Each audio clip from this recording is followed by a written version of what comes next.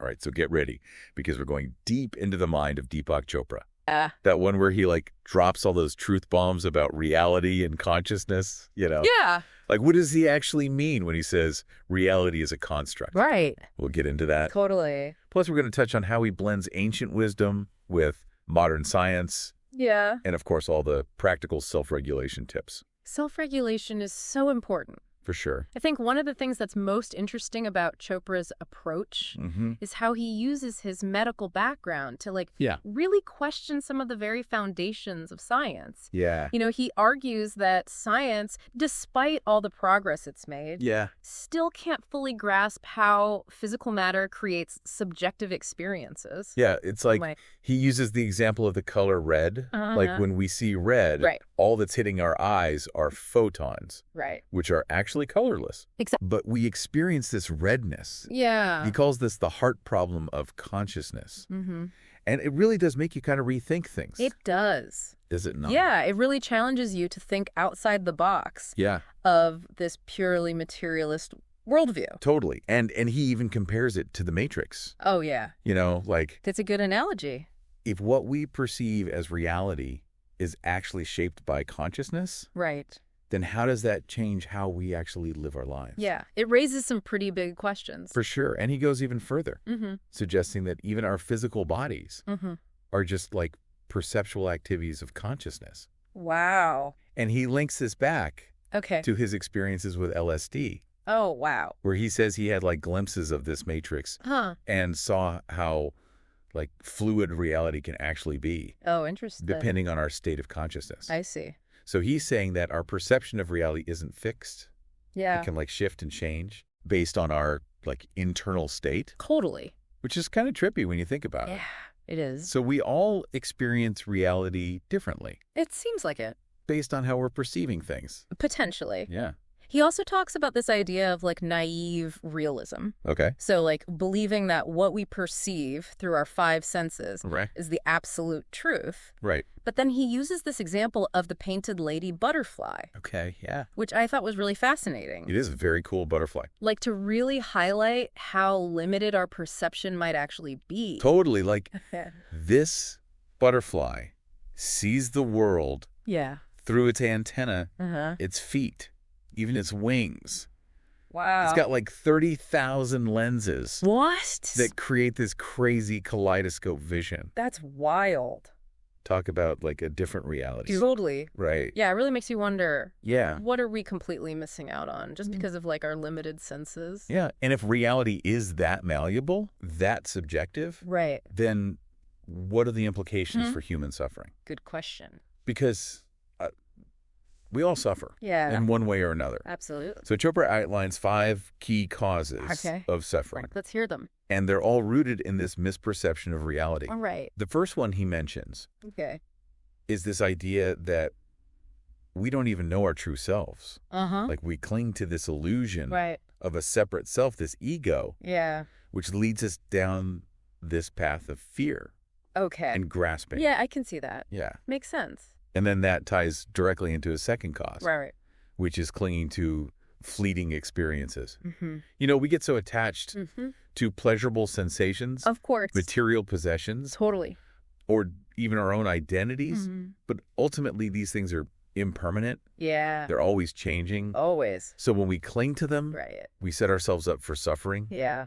Because they're going to inevitably disappear or change. Exactly. And he talks about how he went on this monastic retreat. Oh, wow. Where he shaved his head. Really? And eyebrows. Wow. And like went around with a begging bowl. That's intense. To like strip away his external identity. Yeah. And confront the question, who am I without all these labels? Well, that's a powerful question. It is, right? Yeah. So what do you think about that? Well, it's interesting because, you know, that really speaks to his third cause of suffering. Okay. Which is aversion to unpleasant experiences. Okay. So we resist pain. Right. Discomfort. Yeah. Anything that challenges our ego's sense of control. Totally. Like, you know? We want to be comfortable. Yeah, we run from the hard things. And in control. Right. But that resistance just ends up creating more suffering. So are we saying that we should just like passively accept everything? Well, not exactly. I think it's more about recognizing that our resistance to unpleasant experiences stems from this illusion of separation. Okay. We fear death, loss, anything that threatens the ego's sense of self. Totally. And Chopra argues that by recognizing our true nature as consciousness, which is beyond those limitations, we can actually transcend those fears. Okay. I'm starting to see the connection here. Yeah. So the fourth cause of suffering, identifying with our ego identity, feeds directly into the fifth. Yeah. Which is the fear of death. Of course. It all comes back to the ego. Totally. Right. We fear death because we cling to this, like, limited physical self. Yeah. But Chopra says that death might not actually be the end of consciousness itself. Okay. Just the end of a particular storyline. Oh, wow. And he suggests that consciousness could be a fundamental aspect of reality that goes beyond time and space. Okay. It's a pretty bold concept. It is, but so how do we break free from this cycle of suffering and reconnect with our true nature? Yeah. Because it seems like he's really emphasizing these practices like meditation and monastic retreats. Right. But is that the only way? I mean, he definitely highlights the power of silence and stillness to quiet the mind and access deeper levels of awareness. Okay. He says it allows us to tap into our subconscious and challenge our habitual patterns of thinking. And the thing that I think is so fascinating about him is he backs this up with modern scientific research. Oh, interesting. He's not just saying, like, oh, this is an ancient practice that's been around for thousands of years. Totally. No. He's like, this is... There's actually like a scientific basis for this. So he talks about activating the parasympathetic nervous system through meditation and reducing stress. Yeah.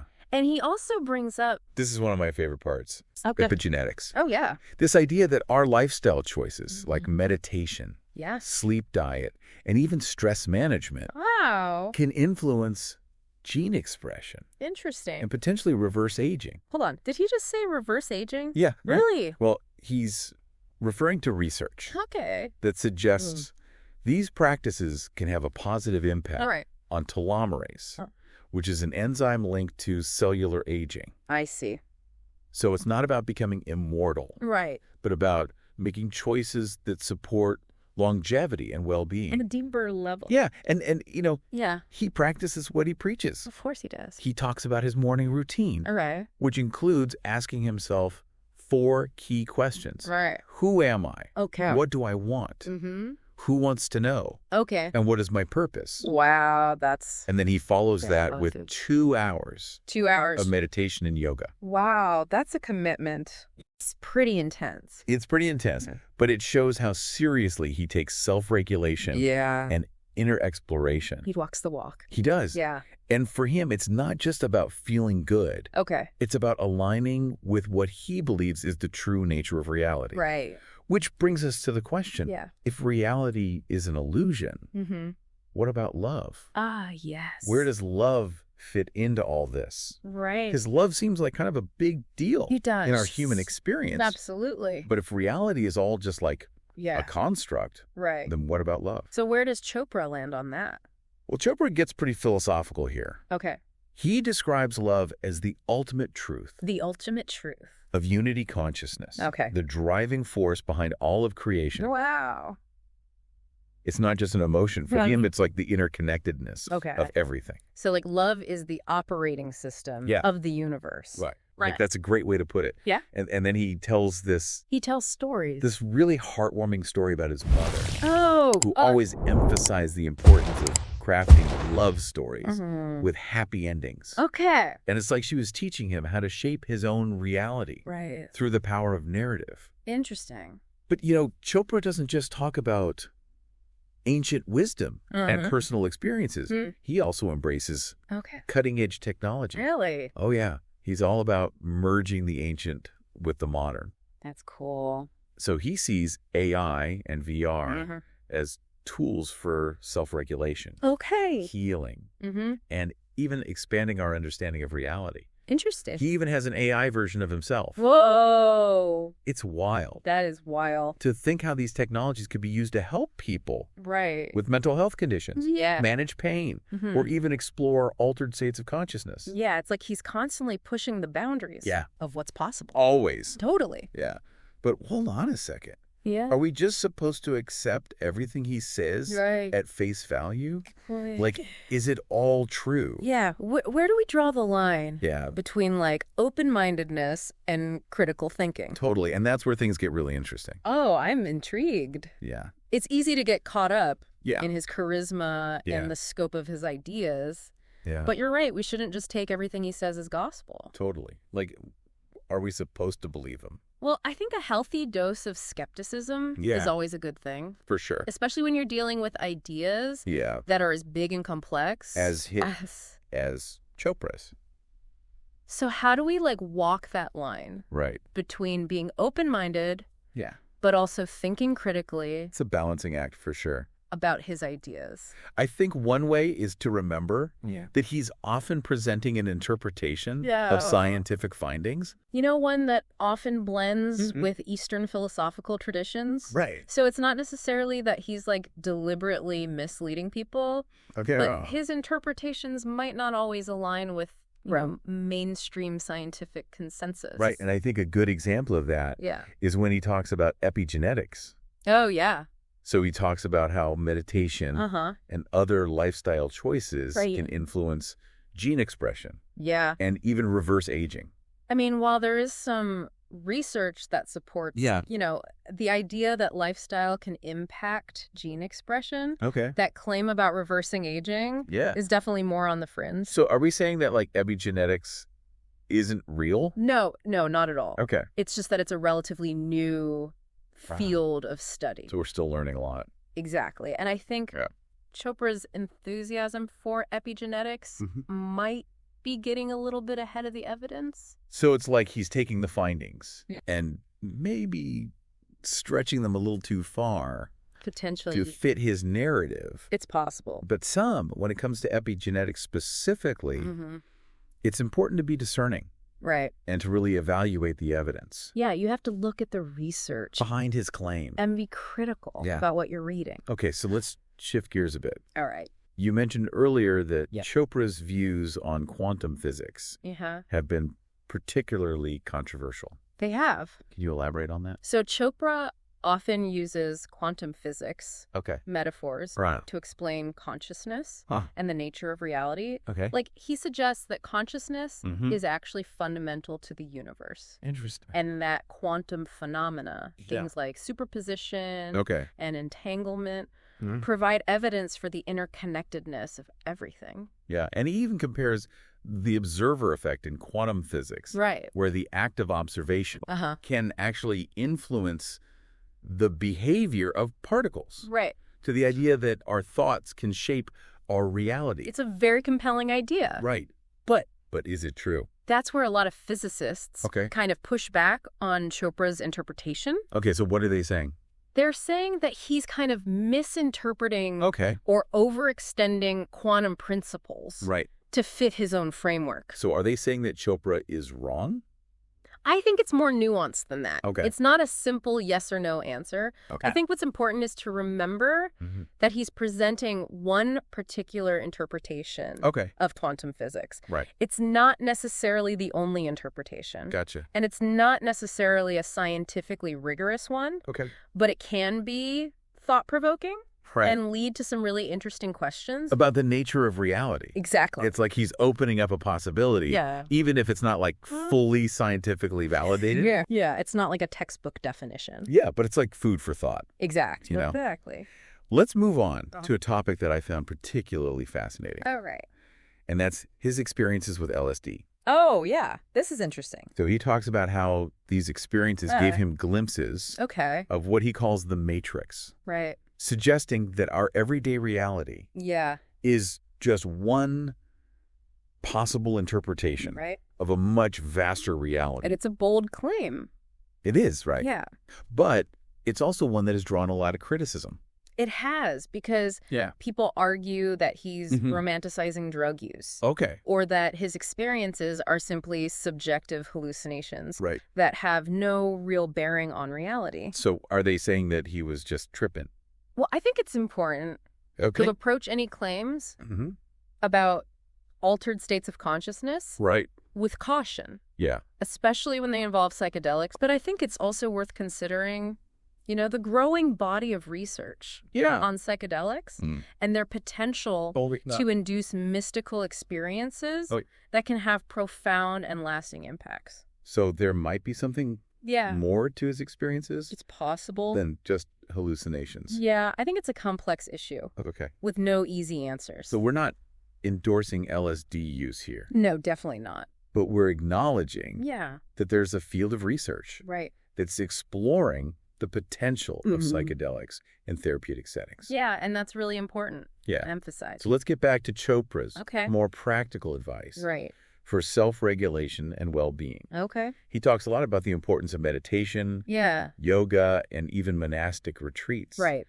But are those practices essential? That's a good question. For achieving this transformation he's talking about? I think they can be helpful. But it's important to remember that there's no one-size-fits-all approach to personal transformation. Right. What works for Chopra might not work for everyone. Like his daily routine is pretty intense. It is like 2 hours of meditation, yoga journaling. Yeah, can people really integrate that? It's a lot. Into their busy lives? It's definitely a commitment. Yeah.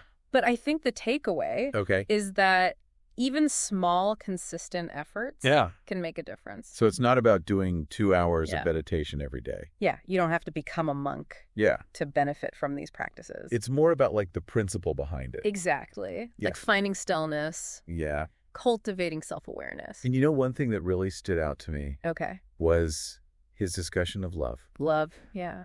He describes it as the ultimate truth of unity consciousness. Right. The driving force behind all creation. It's a big idea. It's a pretty radical concept. It is. Like he's saying that love is not just an emotion. Right. It's a fundamental aspect of reality. Like the interconnectedness of all things. Yeah. Yeah, he's trying to kind of bridge Eastern philosophy with his understanding of science. And he even says that love is the operating system of the universe. Which is a beautiful idea. But is there any scientific evidence to support that? Well, scientifically proving love as an operating system is pretty tough. Yeah. There's not a lot of evidence for that. Okay. It's more of a philosophical or spiritual concept. Yeah. But there is research on the effects of love. You know, how it impacts our well-being. And he also shares that touching story. Oh, yeah. About his mother. Right. Who instilled in him the importance of crafting love stories. With happy endings. Yeah. I love that story. And it's a reminder that the stories we tell ourselves really can shape our reality. Yeah. And he emphasizes the power of choosing those positive stories. Yeah, like those empowering and uplifting stories. Yeah. The ones that focus on connection, passion, and unity. And this ties into his focus on gratitude. Oh, yeah. Which he sees as like the key to cultivating abundance consciousness. Abundance consciousness. Yeah, he's saying that when we focus on what we're grateful for, we shift our perspective from scarcity to abundance. Interesting. And we open ourselves up to this interconnectedness of all things. It makes sense. Right. Yeah. And this brings us... to another aspect of Chopra's work that often raises eyebrows. Right, I'm ready. And that's his embrace of technology. Really? Oh, yeah. Interesting. He's not just a proponent of ancient wisdom. Right. He's also fascinated by the potential of AI and VR. Wow, so he's like a futurist, too. Kind of. Interesting. He even has an AI version of himself. What? It's crazy. That's wild. Think how these technologies could be used for self-regulation, healing, even exploring altered states of consciousness. It's like mind-blowing. But are there any downsides? Right. Are there any ethical concerns that we should be aware of? That's where things get really interesting. Okay, let's get into it. Well, I think one big concern is the potential for these technologies to be used for manipulation. Or exploitation. Like how so? So let's say AI is being used to create personalized meditation experiences there's a risk that it could be used to subtly influence people's beliefs or behaviors. That's kind of scary. Yeah, it's a bit unsettling. Yeah. It's like, where do you draw the line between using AI for self-improvement and then using it for something? It's more manipulative. More nefarious. And then with VR, there are concerns about... What about VR? Like addiction. Okay. Or disassociation from reality. I can see that. If people spend too much time immersed in virtual worlds, it could have some negative consequences for their mental and social well-being. So it's not just about the technology itself. Exactly. It's about how it's used. Right. And the intentions behind it. And Chopra actually acknowledges these concerns.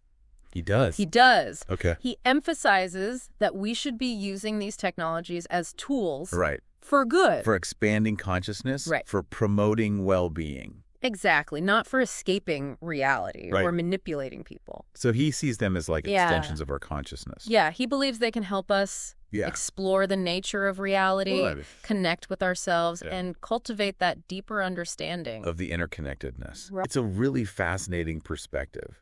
It is. But it also brings up a lot of questions. Yeah.